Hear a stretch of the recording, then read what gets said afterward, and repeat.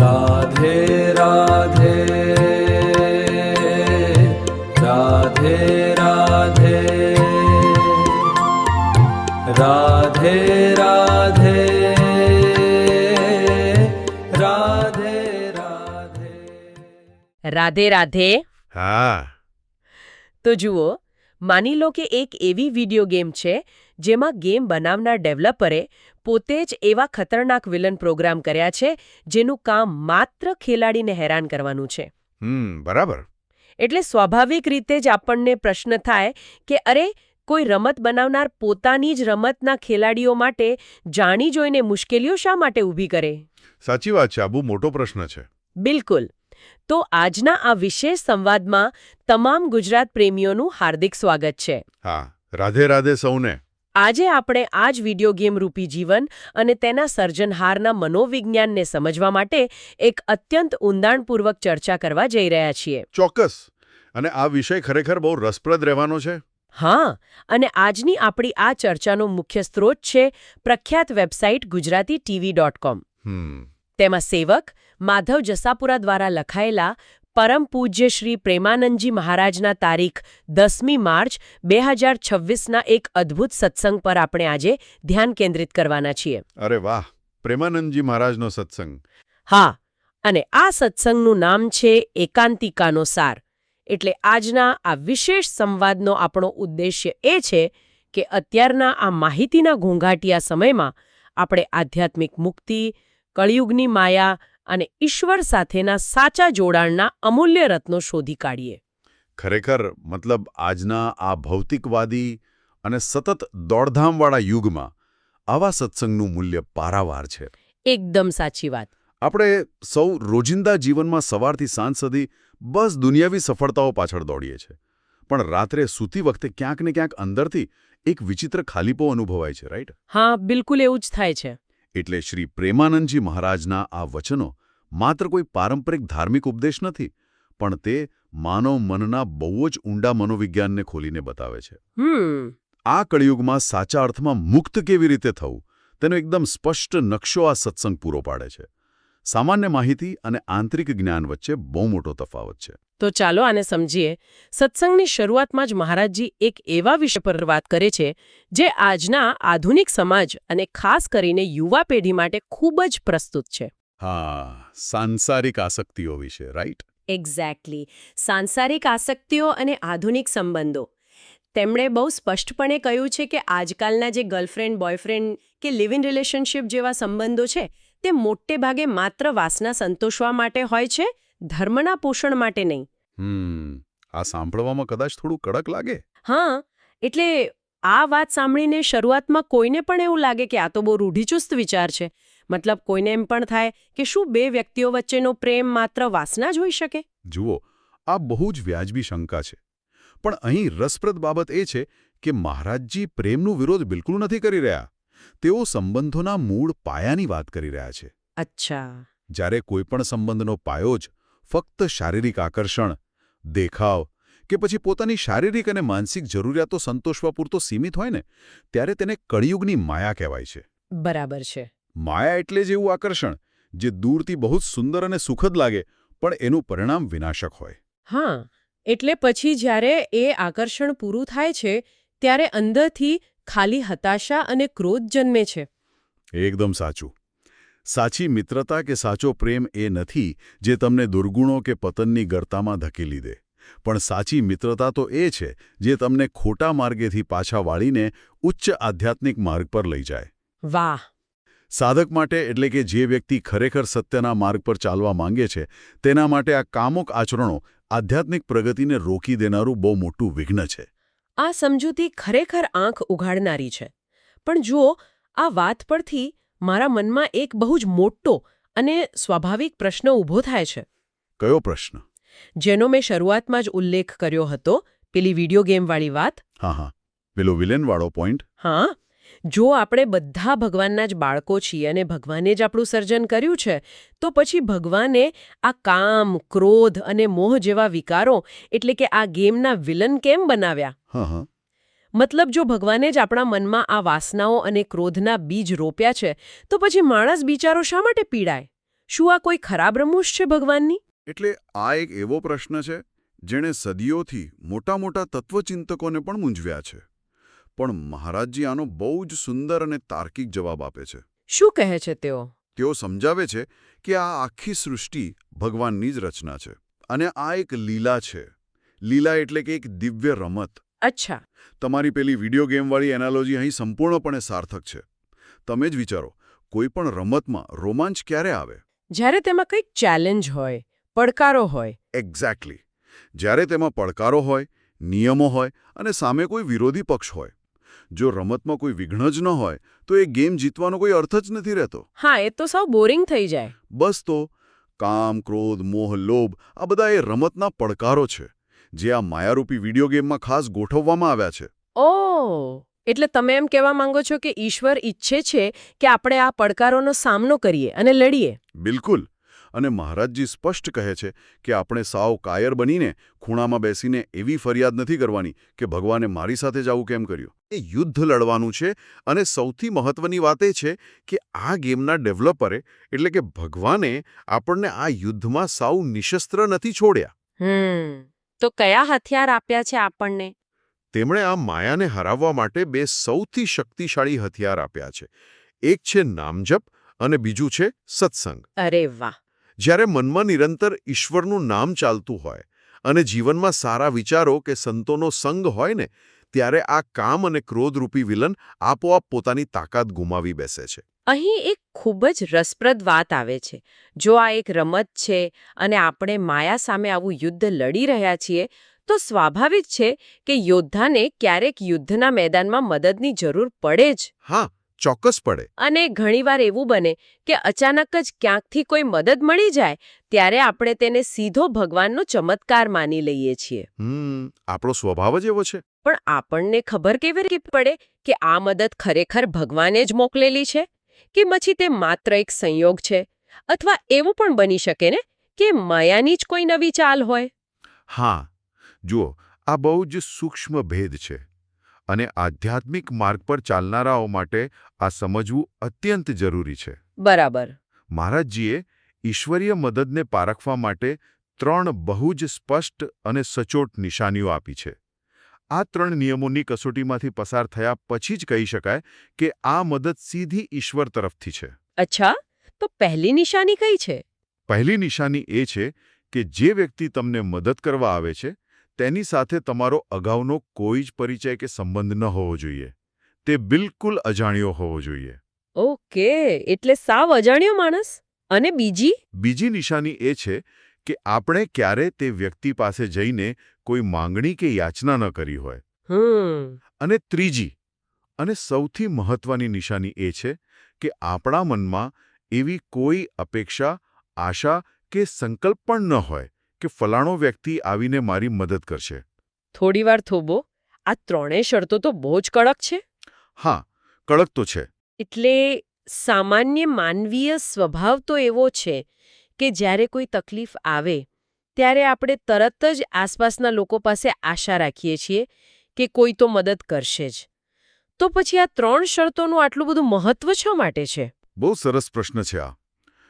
જો તમે આ 3 નિયમોની પાછળનું મનોવિજ્ઞાન સમજી જાઓ ને, તો ખ્યાલ આવશે કે તે સીધો આપણા અહંકાર પર પ્રહાર કરે છે. અહંકાર પર? કેવી રીતે?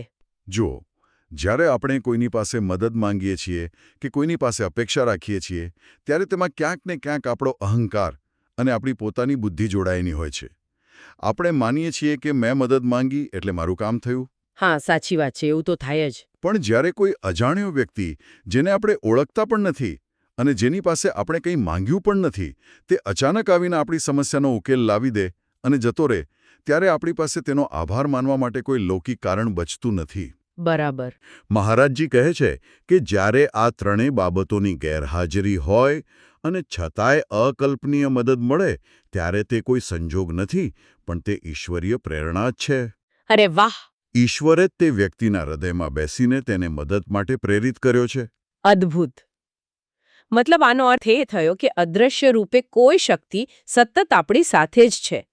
પણ હવે પ્રશ્ન એ થાય છે કે આ કળિયુગમાં એ પરમ શક્તિ, એ પ્રભુ સુધી પહોંચવાનો સૌથી સરળ અને સચોટ રસ્તો કયો છે? અને હા, એક બીજી ગણમથલ પણ છે. લોકો અલગ અલગ નામથી ભગવાનને ભજે છે. કોઈ આત્મા કહે છે, કોઈ પરમાત્મા કહે છે, તો કોઈ બ્રહ્મ કહે છે. તો શું આ બધું અલગ છે?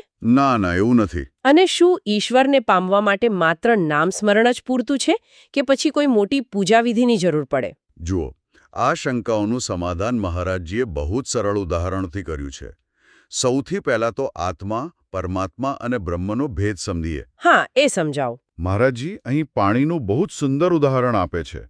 જેમ મૂળ તત્વ તો પાણી જ છે, પણ લોકો તેને પોતાની ભાષા અને સમજણ પ્રમાણે અલગ અલગ નામથી બોલાવે છે. કોઈ તેને જળ કહે છે, કોઈ નીર કહે છે, તો કોઈ વારી કહે છે. એકદમ સાચી વાત છે. જેમ રોજિંદા વ્યવહારમાં કોઈ વોટર માંગે તો કોઈ પાણી માંગે, પણ તરસ તો એક જ પ્રવાહી छिपाવે છે ને? બિલકુલ.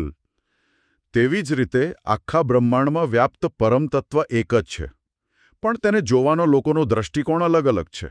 બરાબર. જે લોકો જ્ઞાનમાર્ગ પર છે, જેઓ વેદાંત અને શાસ્ત્રોનું અધ્યયન કરે છે, તેઓ એ નિરાકાર તત્વને બ્રહ્મ કહે છે. જેઓ યોગના માર્ગ પર છે, જેઓ શ્વાસ અને ધ્યાનની સાધના કરે છે, તેઓ તેને પરમાત્મા કહીને સંબોધે છે.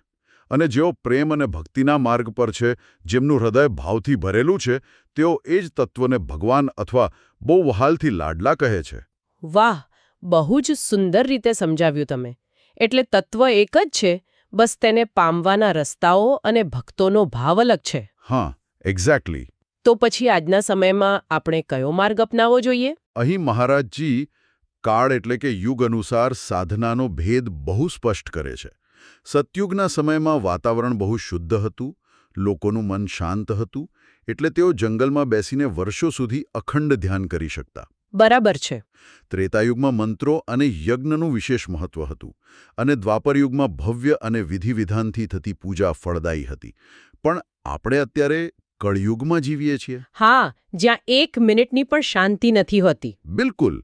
અહીં આપણું મન એક સેકન્ડ માટે પણ શાંત નથી રહી શકતું, અને ચારે બાજુ મોબાઈલ, ઇન્ટરનેટ અને માહિતીના અસંખ્ય વિક્ષેપો છે. આવા અશાંત માહોલમાં કલાકો સુધી ધ્યાન કરવું કે લાંબી પૂજા કરવી લગભગ અશક્ય છે. હા, સાવ સાચી વાત. એટલે મહારાજજી ભારપૂર્વક કહે છે કે કળિયુગમાં માત્ર નામ જપ જ સર્વોપરી છે.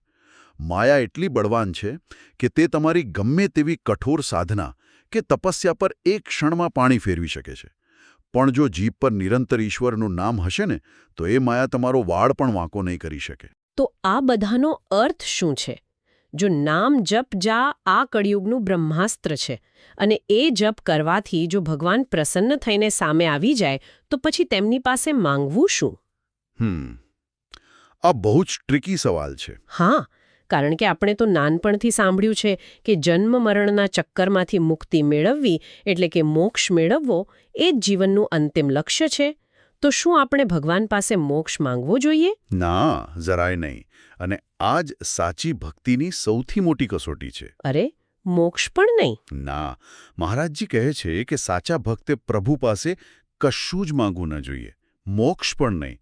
કારણ કે જ્યારે તમે મોક્ષ માંગો છો ને, ત્યારે તેમાં પણ ક્યાંક ને ક્યાંક તમારી પોતાની મુક્તિનો, તમારા પોતાના સ્વાર્થનો ભાવ છુપાયેલો છે.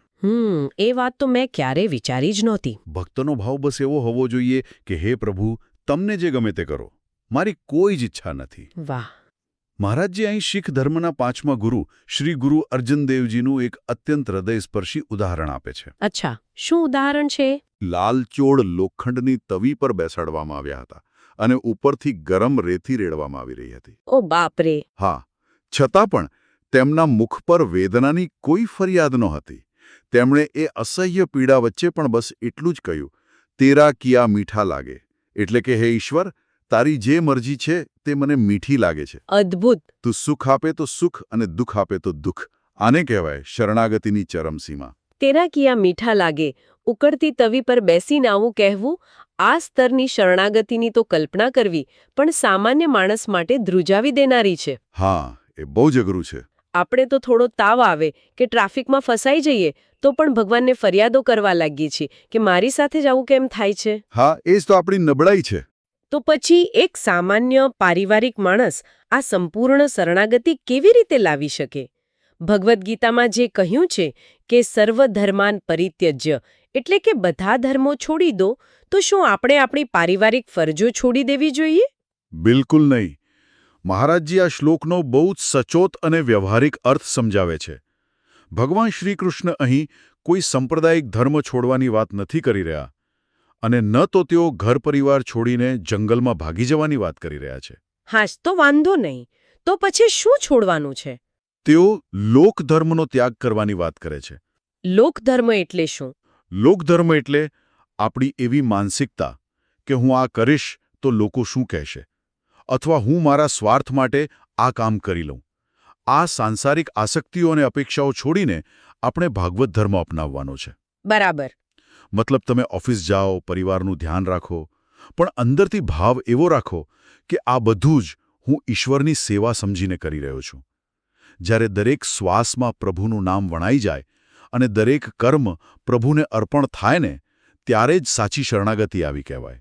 આ આધ્યાત્મિક વાતો સાંભળવામાં બહુ જ સુખદ લાગે છે.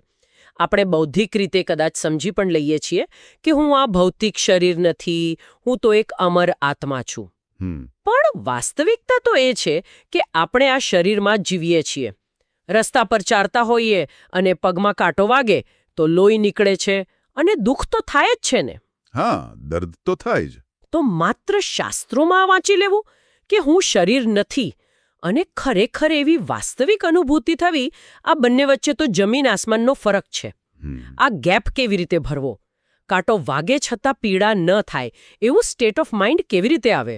આ પ્રશ્ન ખરેખર ખૂબ જ ઊંડાણવાળો છે અને મહારાજજીએ આનો જવાબ એક અત્યંત સચોટ એનાલોજીથી આપ્યો છે. અચ્છા? તેમણે ઊંઘ અને સ્વપ્નનું ઉદાહરણ આપ્યું છે.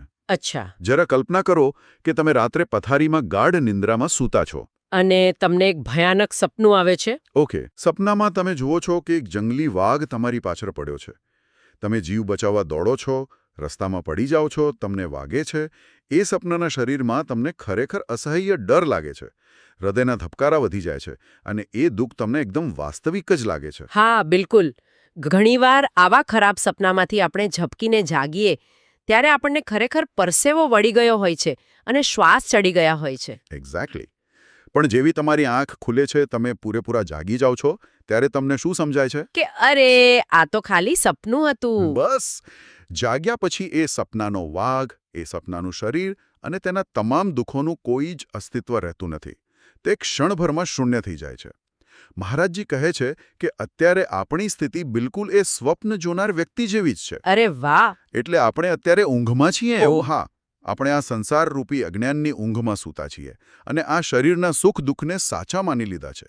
નિરંતર હરિભજન અથવા નામજપ એક એલાર્મ ક્લોક જેવું છે જે આપણને જગાડવાનું કામ કરે છે. બહુ સુંદર ઉદાહરણ. જેમ જેમ નામજપ વધે છે તેમ તેમ આપણી અંદર વિવેક એટલે કે સત્ય અને અસત્યને પારખવાનું સાચું ડહાપણ પ્રગટ થાય છે.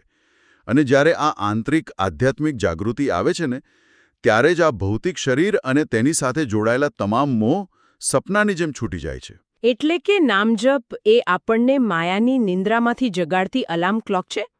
પણ ખાલી નામજપ કરવાથી જ બધું થઈ જાય કે પછી જીવનશૈલીમાં પણ કોઈ ફેરફાર કરવા પડે? નામજપ એ સૌથી મહત્વનો સ્તંભ છે, પણ તેની સાથે બીજા 3 સ્તંભો પણ મહારાજજીએ જણાવ્યા છે. કુલ 4 સ્તંભો છે. કયા કયા? પહેલો, નિરંતર નામજપ. બીજો, સત્સંગ એટલે કે સારા વિચારો અને સંતોનું માર્ગદર્શન. ત્રીજો સ્તંભ બહુ જ રસપ્રદ છે, પવિત્ર ભોજન. અને ચોથો છે કુસંગનો ત્યાગ એટલે કે ખરાબ સંગત છોડવી. જરા રોકાઈને આ ત્રીજા સ્તંભ પવિત્ર ભોજન વિશે વાત કરીએ. ચોક્કસ. આ સાંભળવામાં થોડું વિચિત્ર લાગે છે. મતલબ, હું મારા મનમાં ભગવાનનું નામ લેતી હોઉં તો હું શું ખાઉં છું તેનાથી મારી આધ્યાત્મિક જાગૃતિને શું ફરક પડે? ખાવાનું તો પેટમાં જાય છે, મનમાં થોડું જાય છે. જુઓ, આ જ તો સૌથી મોટી ગેરસમજ છે. આયુર્વેદ અને આપણા શાસ્ત્રો સ્પષ્ટ કહે છે કે જેવું અન્ન તેવો ઓડકાર અને જેવું અન્ન તેવું મન. અચ્છા. જ્યારે આપણે કોઈ પણ ખોરાક ખાઈએ છીએ ત્યારે માત્ર તેના ભૌતિક તત્વો જ પચતા નથી, પણ એ ખોરાક કઈ ભાવનાથી બનાવવામાં આવ્યો છે, તે ક્યાંથી આવ્યો છે, તેની સૂક્ષ્મ ઊર્જા પણ આપણા મન અને જ્ઞાનતંતુઓ પર સીધી અસર કરે છે. હા, એ વાત તો છે. જો તમે તામસી ભોજન લે છો, જેમાં હિંસા કે અપવિત્રતા જોડાયેલી છે તો તે તમારા મનમાં આળસ, ક્રોધ અને વાસના પેદા કરશે. ગમે તેટલો નામ જપ કરો, પણ જો અંદર જતું ઈંધણ જ અશુદ્ધ હશે ને, તો મન ક્યારેય શાંત થઈ ને ઈશ્વર સાથે જોડાઈ શકશે નહીં. એટલે જ સાત્વિક અને પવિત્ર ભોજન એ આધ્યાત્મિક યાત્રાનો પાયો છે. આ સમજૂતી બહુ જ તાર્કિક છે. શરીર અને મનનું આ જોડાણ અદ્ભુત છે. બિલકુલ. હવે જ્યારે કોઈ વ્યક્તિ આ 4 સ્તંભોનું પાલન કરે અને તેના જીવનમાં ખરેખર આધ્યાત્મિક જાગૃતિ આવે, તેને હનુમાનજીની કે ઈશ્વરની અદૃશ્ય કૃપાનો સ્પષ્ટ અનુભવ થવા લાગે, ત્યારે સ્વાભાવિક રીતે જ હૃદય કૃતજ્ઞતાથી ભરાઈ જાય. હા, એ તો થાય જ. તો આવા સમયે ઈશ્વરનો આભાર કેવી રીતે માનવો? શું આપણે કોઈ મોટા મંદિરે જઈને નાળિયેર વધેરવા જોઈએ કે પછી કોઈ વિશેષ હવન કે પૂજા કરાવવી જોઈએ? મહારાજજીનો આનો જવાબ સાંભળીને કદાચ કોઈની પણ આંખમાં જળજળિયા આવી જાય. એવું તો શું કહ્યું છે તેમણે? તેઓ કહે છે કે શું કોઈ બાળક તેના માતા-પિતાને શ્વાસ લેવા માટે ક્યારે થેન્ક યુ કહે છે? આપણે શ્વાસ લઈએ છીએ તે હવાનો આપણે ક્યારે ઔપચારિક આભાર માનીએ છીએ? ના, ક્યારે નહીં. બસ કારણ કે ત્યાં એક અતૂટ, સ્વાભાવિક અને પ્રેમભર્યો સંબંધ છે. માતા-પિતા અને સદ્ગુરુ એ કોઈ બહારની વ્યક્તિઓ નથી. આપણે પ્રભુના જ અંશ છીએ.